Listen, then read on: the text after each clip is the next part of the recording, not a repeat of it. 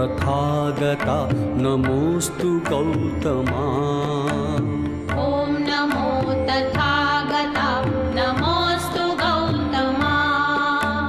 ज्ञानदीपचेतवी गालवीतमा। ॐ नमो तथागता नमोऽस्तु गौतमा। ॐ नमो तथागता नमोऽस्तु गौतमा।